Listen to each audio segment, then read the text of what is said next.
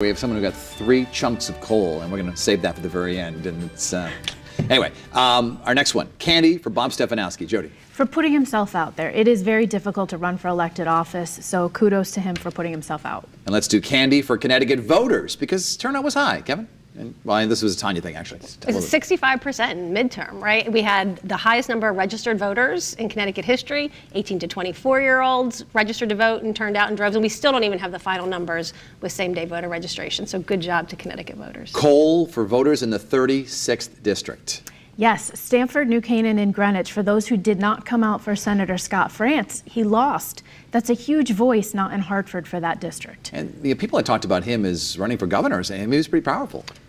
Well, he appeared to be pretty popular, but that was the classic. Those are classic suburban towns that had been Republican, and turned to the Democrats. And that's not. No one was upset about Scott France. That was all Donald Trump. Next, Kevin, you have some coal for Eddie Perez, the former Hartford mayor. I do. And of course, he brought about his own coal by pleading guilty to corruption charges. But he is getting ready to run for mayor against Luke Bronin, the incumbent, the wealthy Greenwich aristocrat who won 4 years ago. And it seems to me Eddie Perez is no Joe Ganim. And so I think that I don't think that he's going to do very well running for mayor of Hartford. And really, Hartford is dealing with so much. No one can seem to get a clear answer on really what's happening with that. So just to clarify, is he actually running? Well, he's certainly, he's preparing to run. Interesting. That ought to be a big story. And you also have some coal for William Tong. What's that about? I do have coal for William Tong, because William Tong, as chairman of the Judiciary Committee this year, co-chairman of the Judiciary Committee, made common cause with brutal anti-Semites in defeating Superior Court Judge Jane Emmons for another term on the Superior Court. The votes were there to confirm her for 8 more years, and he refused to call a vote, and that is a shame that he will live with for a very long time. And very briefly, one more for Kevin, candy for George Logan, State Senator George Logan. George Logan, who defeated a Democratic incumbent in 2016 to win a seat in the state Senate. The Democrats threw everything they had at him in this race, and he eked out a victory. Not an easy thing to do as a Republican state senator in Connecticut this year, and I think he is a star in formation. That's what people are saying. All right, let's move on. Tanya and Jody, City of New Haven for those wet ballots. Oh, coal for wet coal, ballots. Of course, yes. Of course. Paper ballots are a good thing. You've got a trail, you can recount, it protects the integrity of the system. Not having a way to deal with the fact that you're having sopping wet voters come in, right? We didn't have a problem with voter turnout because of the weather. We had a problem once they touched those ballots and then they jammed in those machines. Seems like we should be able to figure out how to handle that in 2018. We also have some coal for Ed Charamet.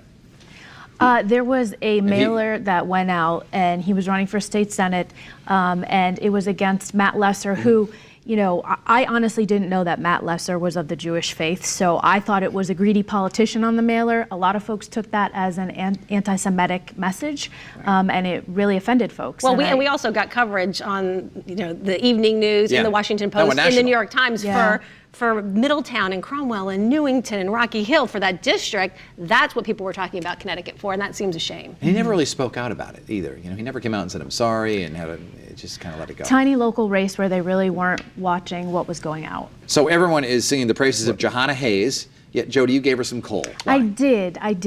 I think she is a wonderful candidate. She deserves to, make her mark in Washington, D.C., but you cannot run and tell people you're not going to put Nancy Pelosi in power and then vote for her. I think that's a very bad first step. And some candy for CVS Aetna, and full disclosure, they are your client. CVS is a client of ours. But everyone's talking about it. Right, listen, there is concerns when a big merger like that happens, particularly for the company that's being acquired. In this case, Aetna, $69 billion merger. What's going to happen in our home state? Aetna has been talking about leaving the state for many years. Merger with CVS. CVS makes a commitment to stay in Connecticut, to keep Aetna's headquarters here for at least the next 10 years. They're next door in Rhode Island. Seems to work. I say, candy canes all around to CVS. Kevin, was this a victory for Governor Malloy? I don't think he had anything to do with it, really. I think that the people the executives at CVS were not going to sit in Woonsocket, Rhode Island, while the executives at Aetna went to the lower The Hartford Club for lunch. Well, no, went to a Manhattan neighborhood too, yeah. in a $125 billion $1 million office space. That just wasn't going to happen once they were merged. That would be incongruous to allow the company you've taken over to go live the glamorous life in Manhattan while you're in Rhode Island. There was some positive business news. Our next one, Stanley Works, also reinvesting in the state. Jody? And staying in Connecticut and keeping their headquarters in New Britain. And they started a downtown manufacturing incubator in Hartford.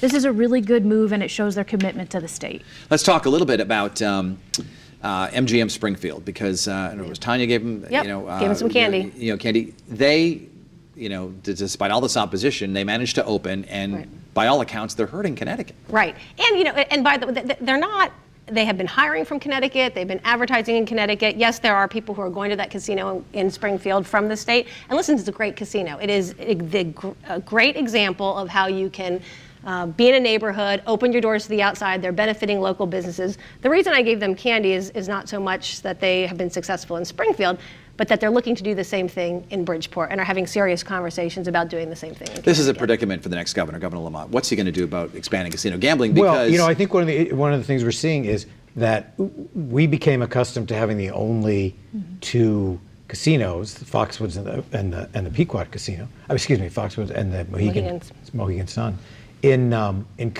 New England for a very long time, and we reaped billions of dollars from that. But now, casino gaming is opening up to other states, and we're seeing the results. The MGM casino it's not the tower that they promised or that people in the city were looking forward to.